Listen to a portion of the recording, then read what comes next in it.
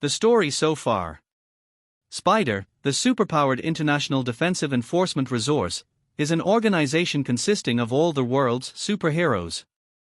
Eve Halloran, codenamed All Hallows Eve, is a cadet who wields the holy power of the harvest fire. These are her adventures. Don't get the wrong idea, I'm not a vigilante. After Phantomos defeated the Halo of Justice, back in the nifty 50s, the governments of the free world decided that they could never let a threat like that rise to power again. So, they pooled their resources and founded the super-powered International Defensive Enforcement Resource. That's SPIDER for short, I know, who makes up all these acronyms?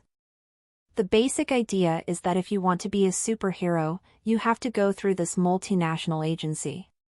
Think Interpol with capes. All the major names you know from movies, comics, pulp and TV signed up, everyone from the Blue Beetle to the Black Cat. Pulling the strings behind the scenes was a mysterious mastermind. His voice could be heard through the special communicator rings that his agents wore, but rarely was he ever seen. It was the organization's namesake, the master of men himself, the Spider.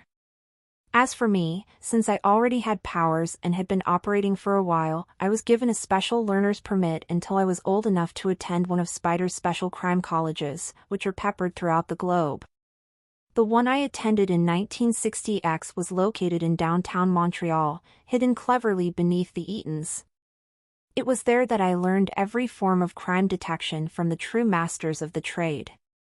It was customary to attend crime college dressed in your superhero uniform and to address everyone by their code names. For me, that was pretty easy. Even though I no longer transformed into All Hallows Eve, unlike Jack's old powers, the harvest fire was empowering me at all times, I was still able to sew a new costume for myself, even if it did make me look like a greaser. For Mary Sue Wortham, though, things were a little different. She was having trouble deciding on a code name and thought that costumes were for the theater. So Wortham, nobody ever called her by her first name, just went to class in her civilian clothes, much to the chagrin of our teachers. One such teacher was the legendary Charlie Chan.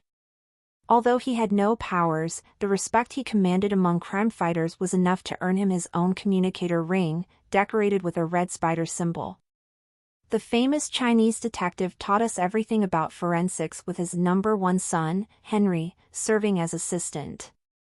And today, he even brought a dead body. The room was chilly so that she wouldn't rot. She was my age, beautiful, and lay on the slab wearing only a toe tag, which read Jane Doe.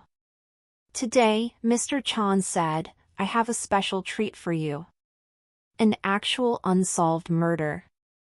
I want each of you to observe the body and tell me what you see. Wortham raised her hand immediately. Yes, Miss Wortham? The teacher said. There are bruises on her throat, Wortham answered and lowered her hand, she was clearly strangled. Yes, Mr. Chan said, cause of death was strangulation. What else do you see? Anyone? Don't be shy. Another student raised his hand. Captain Zeta? Mr. Chan said. There's blood on her fingers, said an armored hero behind me, it's probably not her own.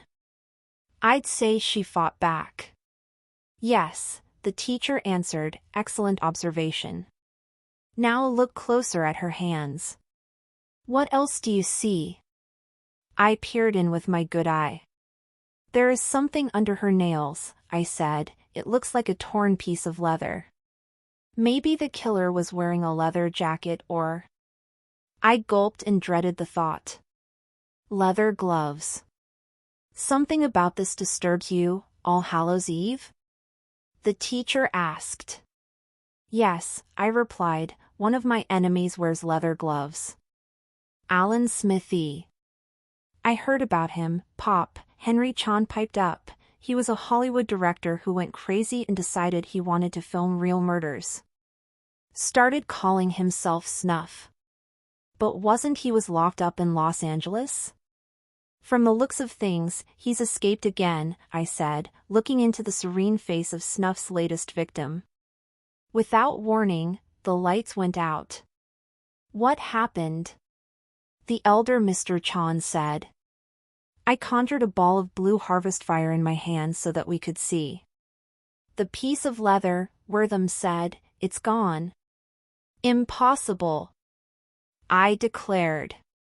A murmur passed through the class, a murmur that only Charlie Chan could silence.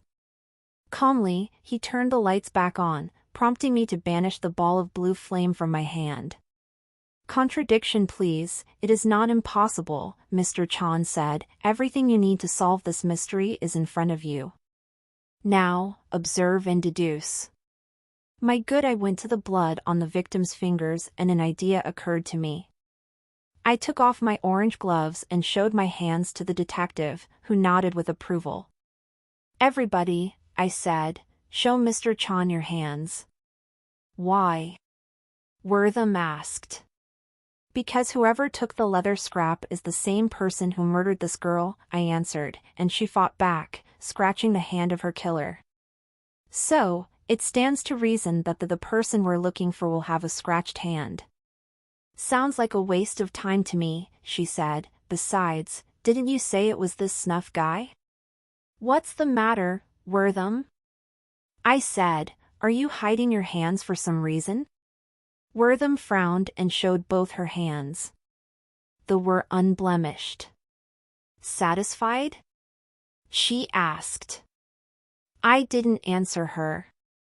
Instead, I watched as, one by one, all the other aspiring superheroes took off their gloves. All except Captain Zeta. What is wrong, Captain? Charlie Chan asked. The young hero sighed and took off his gloves. Sure enough, there was a bandage on his right hand, marred by a big red stain. Why? Mr. Chan demanded. Check my pocket, Captain Zeta replied. I did, and, next to the leather scrap, I found a letter written in red ink. It read, Dear Sir, thank you for your correspondence over these past few months. Consider yourself the first subject in my latest project, which I call Snuff University. The premise is simple. Film and murder are not so different. In the 50s, they were both primarily the domain of professionals.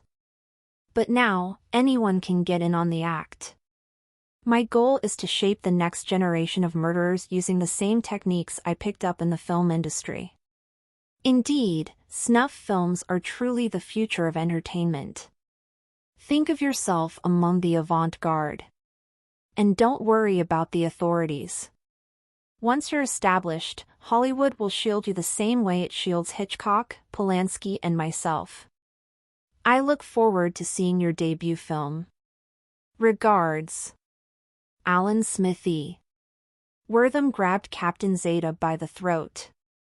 I'm gonna break you in half, she said.